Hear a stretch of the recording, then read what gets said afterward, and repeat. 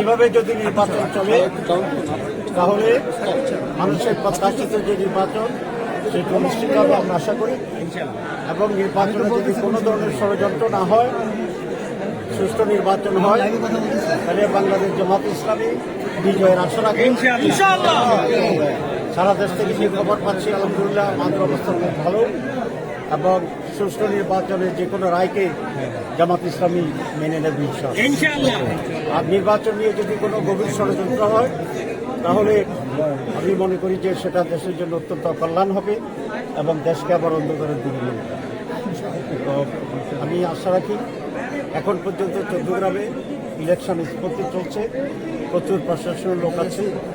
আমরা বিভিন্ন জায়গায় যে খবর পাচ্ছি জনগণের উচ্চদীপনা আছে, ঈদের চেয়ে বেশি উৎস নিয়ে মানুষ কাজ করছে এবং আমরা বিজয় অর্জন করছি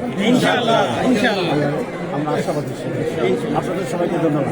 আপনি কেমন দেখলেন এখন পর্যন্ত, এবং অনেক জায়গায় এজেন্ট নিয়ে একটু ঝামেলা আমরা দেখতে পাচ্ছি, আপনাদের কি এরকম কোনো ঝামেলা আছে কিনা আপনার চট্টগ্রামে? একটি জায়গায় হচ্ছে, কিন্তু আমি এটাকে অত বেশি বড় করে দেখছি না। এই জন্য বাত ব্যথা, প্যারালাইসিস কিংবা আর্থ্রাইটিস, আধুনিক ফিজিওথেরাপি ও পুনর্বাসন চিকিৎসায় নির্ভরযোগ্য নাম ডিপিআরসি।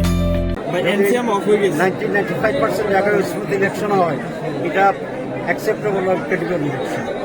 তো এখন পর্যন্ত সো ফার ইজ গুড। জি ভাই, আমরা আপনার নেক্সট সময়ের জন্য আপনি তো এর আগে ধানের শীষ প্রতীকে এখানে নির্বাচন করেছিলেন, বিএনপি জামাত জোট ছিল, আপনার এটাও নতুন অভিজ্ঞতা, আপনি দাঁড়িপাল্লা প্রতীকে নির্বাচন করছেন, সেটা আর এটা কতটা পার্থক্য? না, আমি 2001 সালে দাঁড়িপাল্লা মার্কাতে নির্বাচন করেছি এবং বিজয়ী হয়েছি।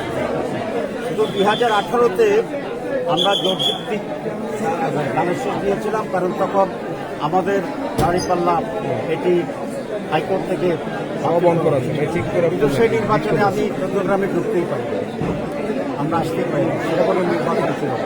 সেই জন্য দাঁড়িপাল্লার অভিজ্ঞতা 2001-তে এখন রিপিট হচ্ছে। প্রত্যাশা কেমন?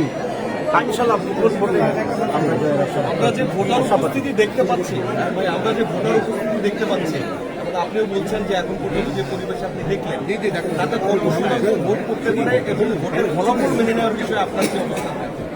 আমি মনে করি মোর দেন 70% ভোট কাস্ট হবে, কারণ অনেক লোক বিদেশে আছে, যদিও সদস্য এই ভোট নাম্বার বিদেশে আছে। আর যদি এইভাবে ইলেকশন হয়, কেন্দ্রগুলোর যতটুকু খবর এখন পাচ্ছি বিজয়ের ব্যাপারে আমরা আশাবাদী এবং অনেক বেশি ভোটের ব্যবধানে বিজয় আছে।